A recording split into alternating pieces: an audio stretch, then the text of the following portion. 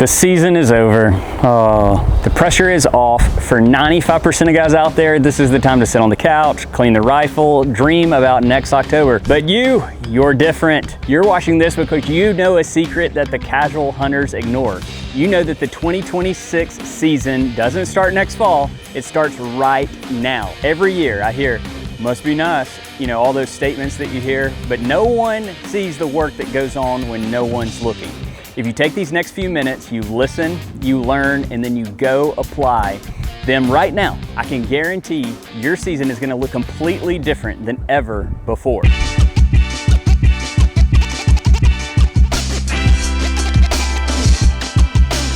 What's up, everyone? Hope you and your family are having a blessed start to 2026 so far. We are getting straight into the weeds today. We are talking about the gritty, hard work that actually leads to harvesting that big buck that gave you the slip this season. We're breaking down 3 postseason tasks you need to execute immediately if you want to put a tag on a giant next year. I'm not talking about aimlessly roaming around in the woods. I'm talking about building a data profile so detailed that success becomes inevitable.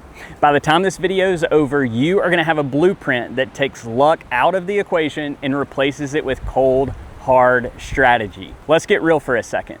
The woods are naked right now. The leaves are down, the undergrowth is completely dead, and green up has not happened yet. The sign is laid out like a roadmap. If you aren't out there reading it, you are leaving your biggest advantage on the table. We're breaking this down into 3 phases. Number 1 is going to be trail camera intel. Number 2 is going to be the 100 Acre Scout, and number 3 is going to be choosing the bulletproof stand location. We're launching a new project, a podcast, to go even deeper into this, and we'll get to that in just a minute. But number 1 is trail camera intel. Listen, this goes way beyond just looking at pictures and saying, oh man, that's a good buck. That's complete rookie stuff.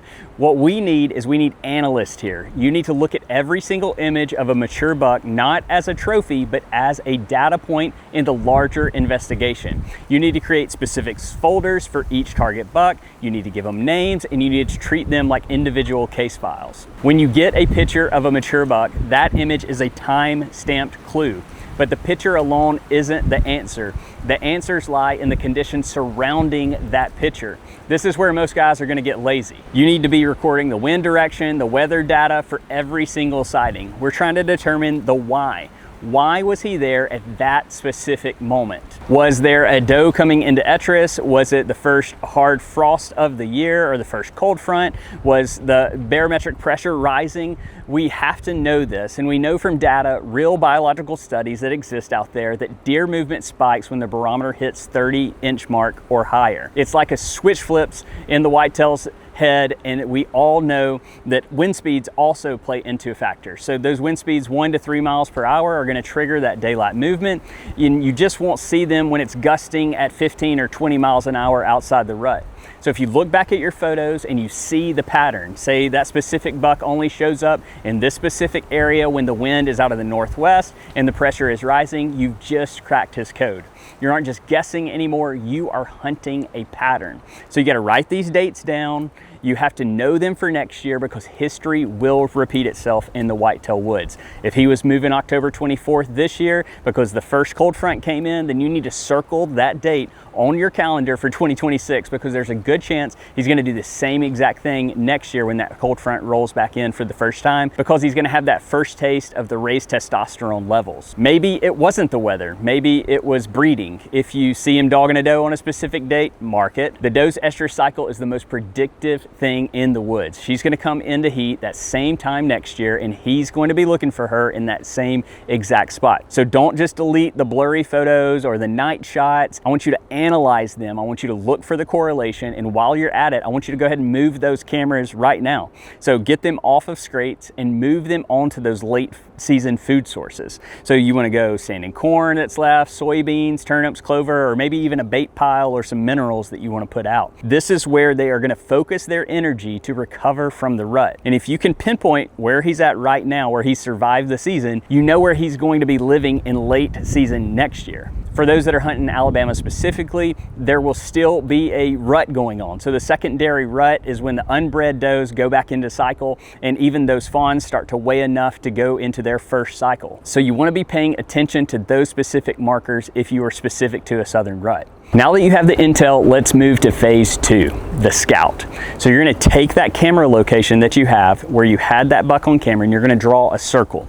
We're talking about 50 to 100 acres. If you have a smaller parcel that you're hunting, scout every single square inch of it.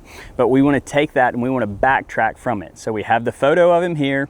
Where did he come from? Where is he sleeping? Where is he eating? Where is he trying to breed? You're looking for the permanent sign, the stuff that lasts. I'm talking about scrapes, I'm talking about rubs, and if this photo is recent enough, then the ground is wet, then big tracks in the dirt or deep impressions in the pine straw. So I want you to look, ignore like the little random rubs and saplings. Those are just kind of frustration rubs a lot of times, but we're looking for those signpost rubs, the ones that are on trees like pine, cedar, sassafras, because the bucks are going to prefer these trees because the resin holds their scent longer. It's like a billboard. It's like telling every single other deer in the woods, like, this is my ridge, I own it, you need to get out of here. So when you find a rub line, you need to map it out because it's going to be a line of communication connecting his bedroom to his dining room. But even more importantly, you are looking for specific terrain features. So you're looking for those pinch points. This is where the terrain maybe forces the deer to move. It has the path of least resistance, but it also is a path of safety. So you want to look where maybe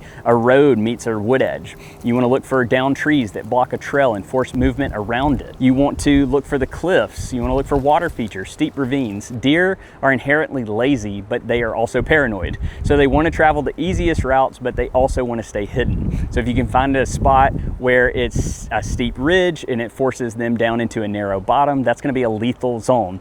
That's where you are going to hang your stand. And so while we're talking about that 100-acre circle, let's talk about habitat diversity.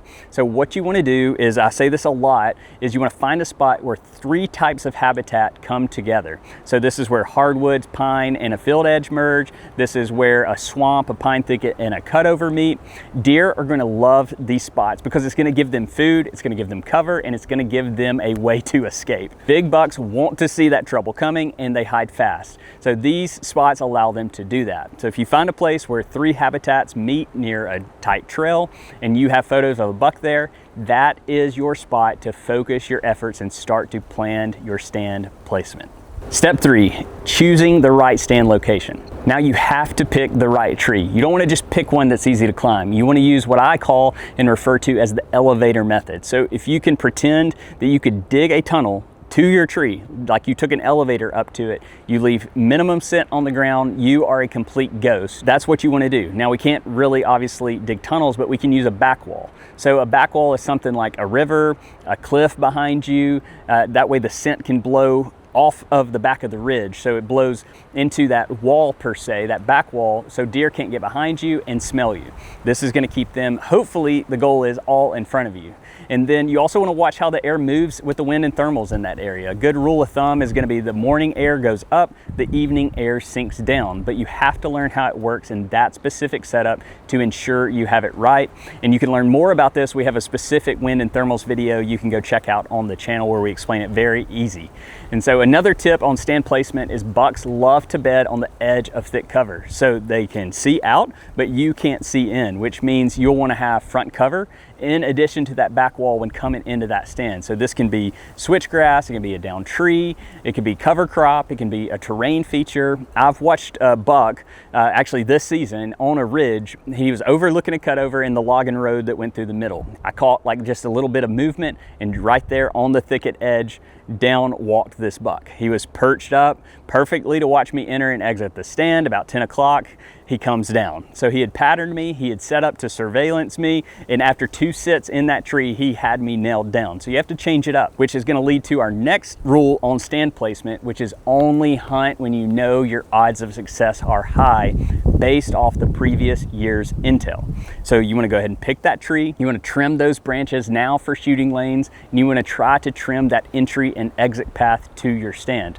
This lets the woods rest so it can calm down by the time season gets here. You do not want to go in at all on a bad wind. If a buck smells you, he's gone. You want to wait for the right day. You want to wait and have it be your first time in the stand, be the best time in the stand. So this is why you're going to leverage that past trail camera data and why it is so important. I will personally start tracking a deer usually around the age of 3.5 in hopes he makes it to 5.5 or 6.5. What I want to do is I want to let them get comfortable. I want to log their patterns. I want to go in with the expectation of tagging them instead of hoping I get lucky. So let's recap. Number 1, leverage your trail camera intel.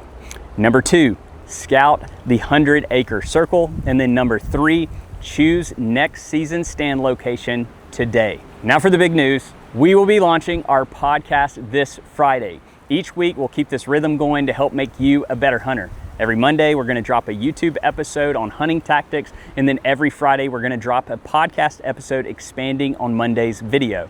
We're going to talk about real hunts, real bucks, and provide more tips than ever before. We're also going to have special guests on who are going to be experts in the specific tactics to share their experience with us. So we look forward to you joining us Friday on our podcast launch, and then next Monday, we will dive into all the details on deer biology and why mock scrapes are the #1 tool for tagging mature bucks on both public and private land. So go out there, walk your land, pick that perfect tree. The work you do right now is what's going to pay off next season. Thanks guys, God bless. See you on the next one.